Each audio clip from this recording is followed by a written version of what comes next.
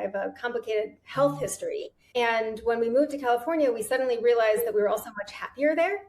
And we started making our life decisions based around happiness. So tell me, I'm going to interrupt you.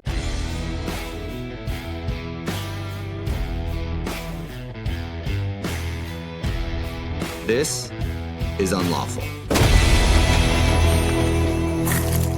Good afternoon and welcome to Unlawful. I'm Brandon Rankin as always, and with me today is a new friend, Ariella Cohen Coleman. Welcome to the show, Ariella. Thanks so much for having me. I really appreciate you taking some time to talk to me today. Yeah, we're going to have fun. Of course we will. So tell us about yourself, Ariella. Oh boy, lots to say. Currently am beach hopping around the world with my husband. I have a law firm that I started almost 2 years ago, and it's remote. I work with clients across industries and all different sizes, different kinds of good they're trying to put into the world. And my husband and I grew up on the East Coast, and we moved to California about 5 or 6 years ago. And we moved primarily actually because of my health. I have a complicated health history. And when we moved to California, we suddenly realized that we were also much happier there. And we started making our life decisions based around happiness. So I'm going to interrupt you Go for it. Because I want some details. So you don't just move from the East Coast to the West Coast, right? So how do you do that? It was 10 years in the making.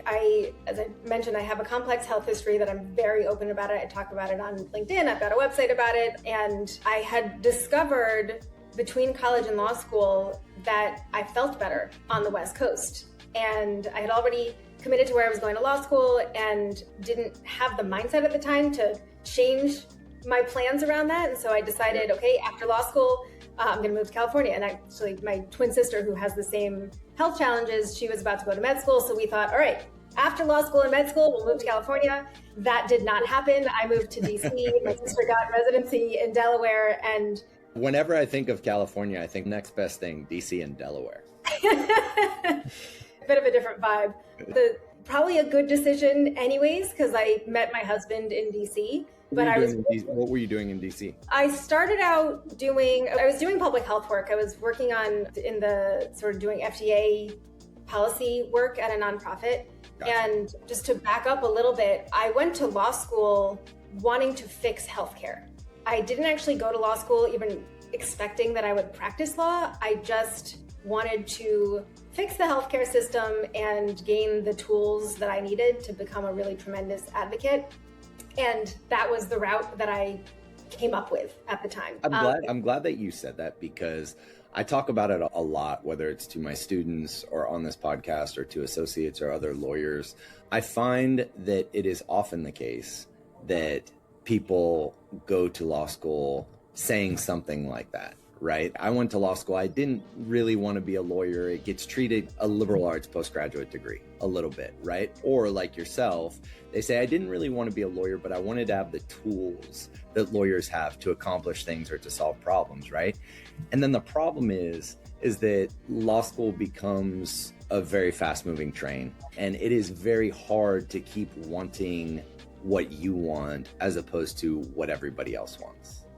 It's true. And it's not exactly that I knew that I didn't want to be a lawyer. It's just that I went to law school out of pain. I went to law school because my dad died from colon cancer when I was 17. Prior to that, I expected to have a career in fashion. And after he died, I went to college. And when I wasn't in school and studying, everything I was doing, all of my energy was going into doing something with the American Cancer Society. I was running everything on campus. I was raising a ton of money. I was on the Hill. And my grieving process helped me. Did you go to college in DC too? Sorry. Right outside. I went to University of Maryland. Okay. And my grieving process helped me understand how fortunate my family had actually been.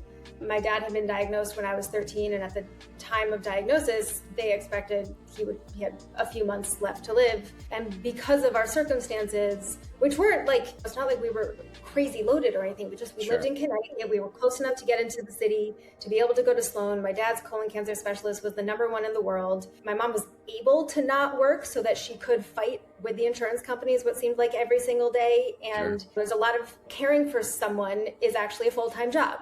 And at the same time, my sister and I also had these health challenges. So my mom was able to take the time to take care of everybody And she was really good at fighting and winning against insurance companies.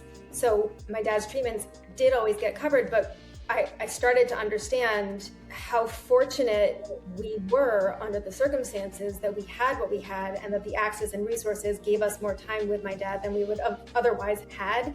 And Sure. even with the community that we had was filled with people who had the kinds of jobs that they could take off from and drive my parents into the city for my dad's treatments, which is not something everybody is equipped to do. And I just thought, okay, great. So that was as good as it could have been for us. What about everybody else who has maybe the same exact diagnosis on paper, but different circumstances? That seems wrong. And I have a hard time seeing problems and things that I believe are immoral and unethical and unjust, and just being like, too bad, someone else's problem.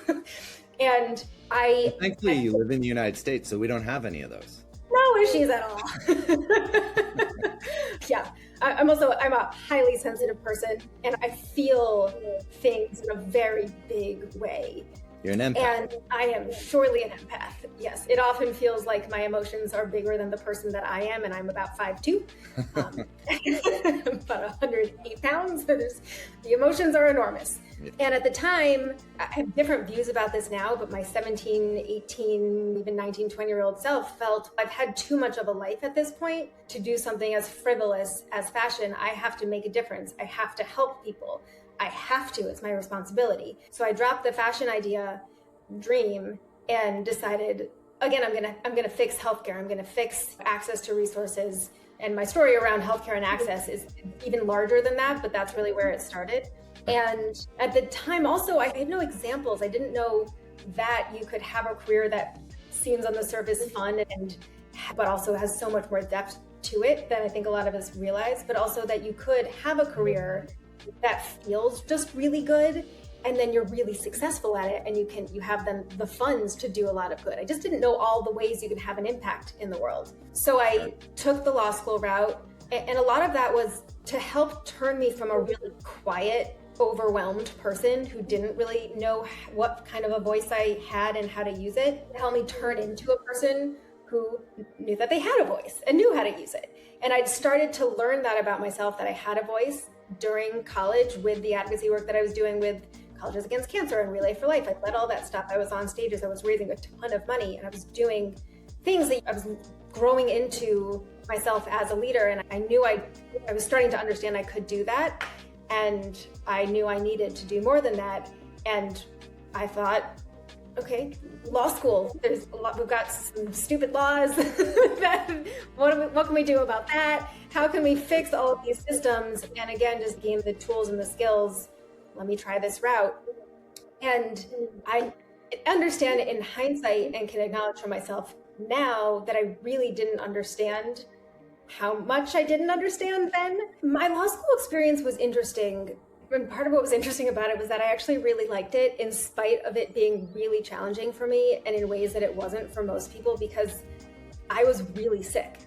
And so I think everyone in the law school and the administration, professors, most people knew something was going on with me. If they didn't know the details, I was really unwell. And I never at the time would have called myself sick, used the word, but now that I'm healthy, I can look back and say, wow, how the hell did I do that? And even when I graduated from law school, I sat on the stage and received an award for grit. And I appreciated the recognition, but I didn't actually understand it at the time, because in my mind, I was like, what was I supposed to do? Just because I was sick, just stop everything? Which was suggested to me by many doctors. And they say, maybe take a pause and take care of yourself. And my view was, and come back when? I don't know if I'm going to get better. Yeah, when it's funny because we were talking about that before we went on. I find that the best people don't think their life is hard or easy. It's just their life.